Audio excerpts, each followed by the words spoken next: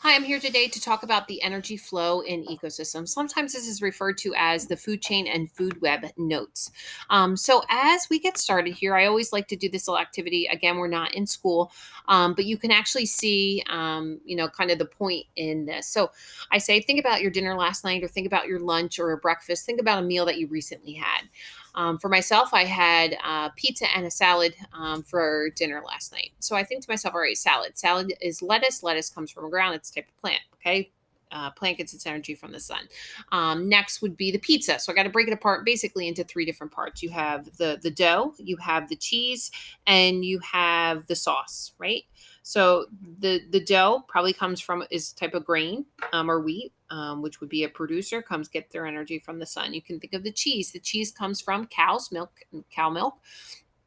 And that think about the cow. Okay, cow gets its energy from plants. Okay, and plants get their energy from the sun. And then lastly, tomato. Tomatoes, type of plant, gets its energy from the sun. So ultimately, depending on what you had recently, you can usually break it down into plants and animals. Okay, so in my example, I had both plants and animals. Some of you guys might only eat quote unquote plants or have a meal with just plants. Some of you guys might only have a meal with just animals. Okay. But why that is important is we're going to be talking about different energy roles. So, an organism's role in an ecosystem, and they could either be a producer, a consumer, or a decomposer. That's kind of your three different parts. So, a producer is basically a fancy word for a plant.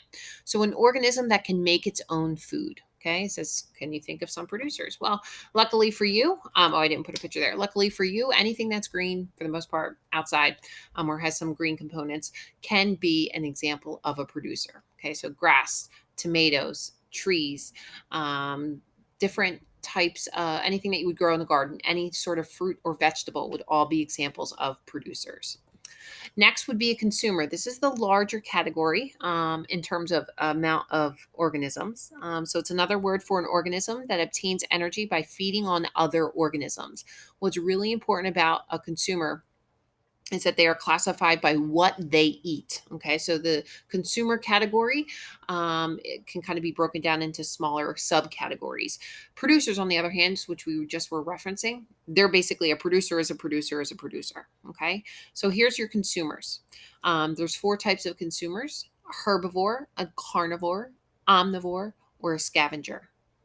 Now, you have probably heard of these words before in a lower level science class. So, some of these, for most of you guys, isn't new. It's just a recap. Okay. So, we're going to start out with our herbivores.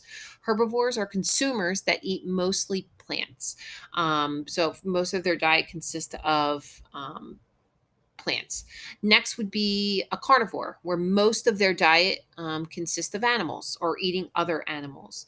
And then lastly, consumers that eat both plants and animals are called omnivores. So if you look at the root of these three words, herb, think plants, carnivore would just be meat, and then omnivore would be both. Omni means both. So, these are examples of herbivores. Okay, again, they eat mostly or mainly plants, and you got to think about it as any part of a plant constitutes a herbivore, right? So, if there's an organism that eats leaves or grass or flowers or seeds or roots or fruit from that plant, bark, pollen, any of those things, they would constitute a herbivore.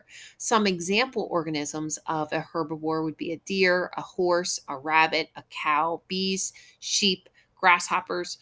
So any of those would be that they eat mostly plants, mostly, mainly plants. I have usually one kid in the class say, well, what about if a bunny rabbit was eating grass and there was a ladybug on it and it happened to eat that too? That's fine, right? We're talking most of their diet consisting of plant products. Carnivore would be animals that eat mostly meat or mainly meat. And meat also includes insects. That's the composition of an insect is still constituting a meat, okay? And all other animals. So a lot of times carnivores get a rap for being like the larger or top prey organisms out there. So some examples include felines or your lions and tigers and all of your cats. Birds of prey, eagles, hawks, owls, and then sharks, frogs, spiders. And you can't forget about your spiders, right? Your other smaller or bugs, because they kind of make our ecosystems go round. Okay, so that's your carnivores. And then lastly are your omnivores. And they basically say omnivores eat both. Okay, they're able to eat both plants and animals. Now, some as humans, we are omnivores, right? But there's some individuals or some humans that prefer a plant-based diet. Okay, in that case, that doesn't make them a herbivore. They're still, by definition, they're still an omnivore, but they choose to eat plants only, and vice versa. You choose to eat only meats. That's fine. So a lot of your mammals, your humans, most of your bears, raccoons, most of your primates, seagulls, and other birds, they eat both plant and animals, or really, they can eat both plants and animals. And then lastly, that last category is your scavenger. Your scavengers are organisms that feed on the bodies of dead organisms. Okay, so they don't have to actively hunt and kill. They kind of eat the leftover remains. So obviously you can see here, turkey buzzard or turkey vulture. That's a great example of a scavenger. These are other examples. We talk about the turkey vulture or the vulture a lot around here because that's what we see.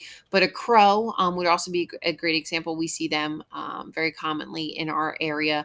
A hagfish is more in an aquatic environment, but that would be an example.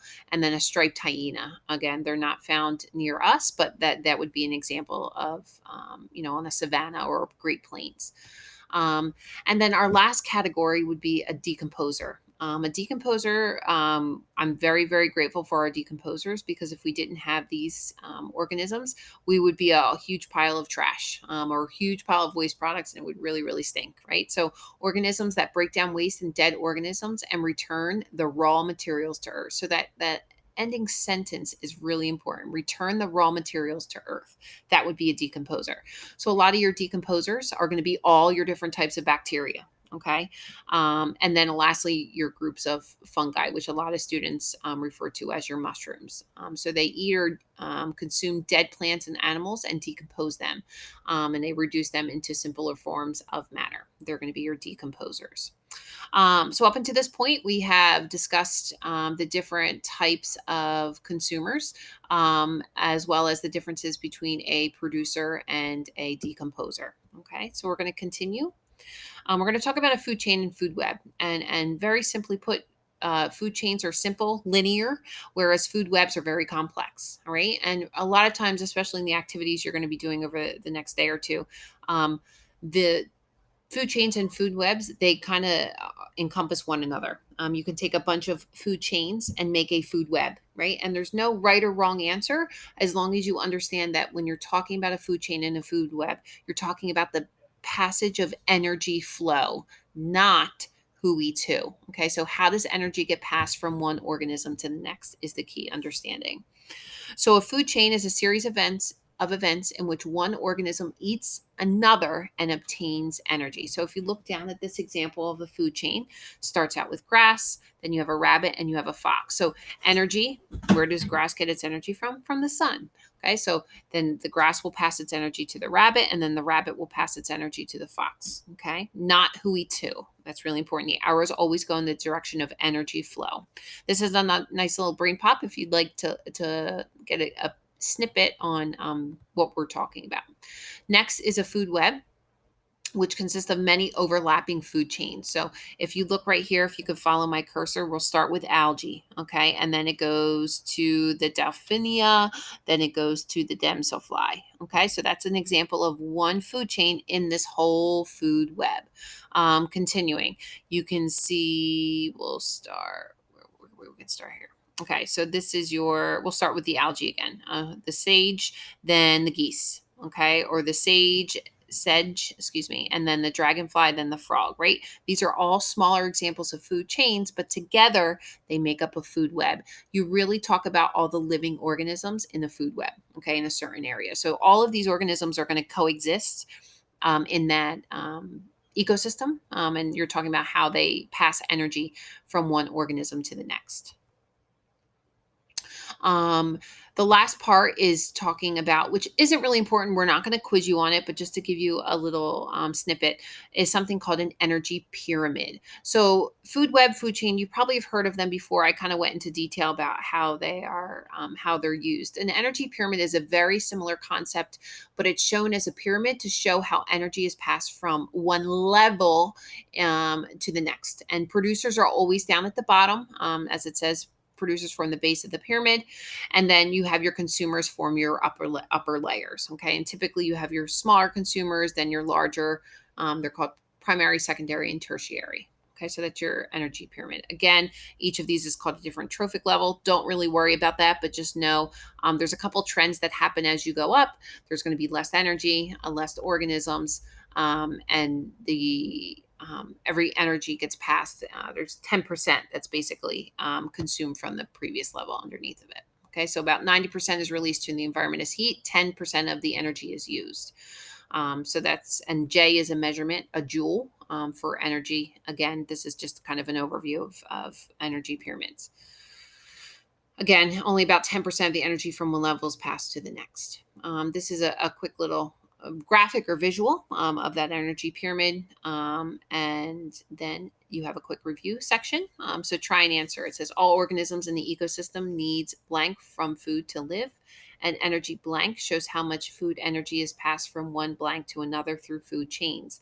Blank have the largest spot at the base of the pyramid, although only about blank of the food energy at each level gets passed to the next level. So the correct answer needs energy. Energy pyramid, one organism to the next. Producers have the largest spot, and then about 10% of the food energy gets passed. Okay, so this is another video clip. It's from the UK, but they have an accent. But I think it's appropriate to kind of go over food chains and food webs. So if you have any other questions, please feel free to reach out. Otherwise, I hope you have a great day.